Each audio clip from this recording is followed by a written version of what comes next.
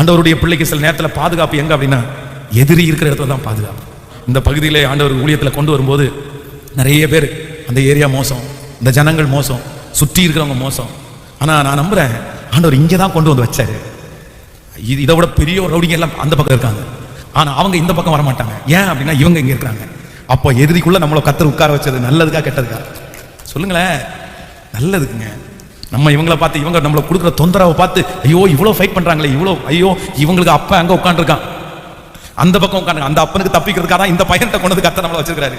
நமக்கு தெரியாது, நம்ம இது ரொம்ப பெருசாக நினைச்சிட்டு இருக்கோம். இல்லை இல்லை, சில நேரத்தில் உங்களுக்கு பந்தி சத்துருக்கு முன்னாடி தான் பந்தி. ஆண்டவர் எங்களை எங்கே உட்கார வைப்பாருன்னா சுற்றி சத்துரு அங்கே தான் உட்கார வைப்பாரு. ஆனால் நீங்கள் பயப்படவே வேண்டாம். அவங்க எல்லாம் உங்களை எப்போ கொல்லான்னு தான் நினைப்பாங்க. நீங்கள் இவ்வளோ சத்துருக்கள் நினைக்காதீங்க. அதை விட பெரிய பிரச்சனை இருக்குது. உங்களை சேஃப்டியாக கத்தர் வச்சிருக்காரு. அவங்க அண்ணன் கையில், அண்ணன் தம்பி கையில் கொடுத்தா கொண்டுருவாங்க. ஆனால் கத்தர் எகிப்து கையில் கொடுக்கறதுனால கத்தர் ஜீவனை காப்பாற்றினாரு. நம்ம நிறைய பேர் 15 வருஷம் ஆண்டவர் ஏன் யோசேப்பை எகிப்து கொண்டு போனார் அப்படின்னு. ஏன்டா அவனை விட்டு வச்சிருந்தா விட்டா வச்சிருப்பாங்க. அண்ணன் தம்பி சேர்ந்து கொண்டுருக்க மாட்டாங்க. அவன் உயிரை காப்பாற்றுறதுக்காக தான் கத்தர் இங்கே கொண்டு வந்தாரு. இப்போ அவனை கொல்லவே முடியாது. அவனை கொல்றதுக்கு இவன் ஒரு துப்பாக்கி எடுத்தான், அவனை சுற்றி இருக்கிற 100 துப்பாக்கி எடுப்பான். யார் எங்க எஜமான் மேல கை வைக்க வந்தியா? அவன் குடிக்கிற தண்ணி குடிக்கிற அந்த டப்பாவை தூக்கிட்டு போனதுக்கே பெரிய பிரச்சனை ஆகி போச்சு.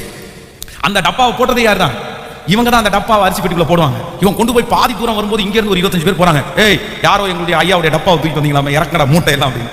ஐயோ நாங்க அப்படி செய்யவே மாட்டோம், எங்களுக்கு அந்த மாதிரி தொழிலே இல்லை, நாங்க எவ்வளவு நிஜஸ்தர் அப்படின்னு எல்லாம் சொல்றாங்க. பிரிச்சு பார்த்தா ஒருத்தனுடைய பைக்குள்ள இருக்குது. வாங்க திருப்பி.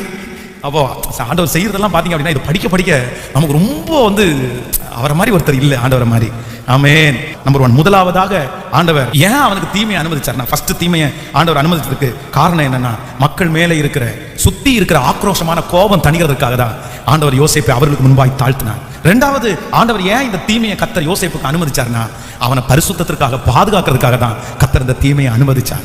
ஆமென். இந்த ஜபத்தில் இருக்கிற வாலிப தம்பி தங்கச்சி, உலகத்தில் இருக்கிற வாலிபர்களும் வாலிப தங்கச்சிகளும் ரொம்ப ஆடம்பரமாகவும் ரொம்ப பாவத்தையும் தண்ணி மாதிரி குடிக்கும் போது, உனக்கு அப்படிப்பட்ட வாய்ப்பு, உனக்கு அப்படிப்பட்ட வசதி எதுவுமே இல்லாம குடும்பத்தினுடைய பொறுப்பு உன் தலைமையில கொடுக்கப்பட்டது, இல்லைன்னா வேற ஏதாவது ஒன்று உன் தலைமையில ஒரு வியாதியோ பிரச்சனையோ உன் தலைமையில வச்சு வேற எதுலையுமே கான்சன்ட்ரேட் பண்ண முடியாம நான் ஏன் இப்படி இருக்கிறேன், எனக்கு ஏன் இந்த மாதிரி இந்த வயசுல இந்த வாலிப வயசுல எல்லாரும் ஜாலியா அவ்வளவு சந்தோஷமா இருக்கிறாங்களே, அப்ப எனக்கு மட்டும் ஏன் கத்தர் இப்படி அனுமதிக்கிறாருன்னு ஏதாவது ஒரு வாலிப தம்பி தங்கச்சி இந்த சத்தத்தை கேட்டுக்கொண்டிருந்தவனை யோசிச்சா, நான் நம்புறேன் பெரிய பாவத்திலிருந்து உன்னை பாதுகாக்கிறதுக்காக தான் கத்தர் இந்த பாதையை கத்தருக்கு அனுமதிச்சிருக்கிறாரு. நீ பரிசுத்தமா வாழணும்னு கத்தருடைய நோக்கம், நீ பரிசுத்தமா கத்தருக்காக நிற்கணும்னு ஆண்டவருடைய சித்தம். அதனால இந்த பொல்லாத உலகம் உன்னை அழிச்சிரும்னு கத்தர் நினைச்சு உன்னை ஒரு பாதுகாப்பான இடத்திலே வைத்திருக்கிறார். இந்த சோதனை, இந்த பலவீனம் உனக்கு நஷ்டம் அல்ல, உனக்கு ஒரு மிகப்பெரிய பாதுகாப்பு. ஆனாலும் வெகு சீக்கிரத்திலே அந்த காலங்கள் முடிஞ்சதற்கு பிறகு யோசேப்பை போல கர்த்தர் உன்னை கரத்திலே எடுத்து போரடிக்கிற கருவியாய் உன்னை பயன்படுத்துவார். ஆமென்.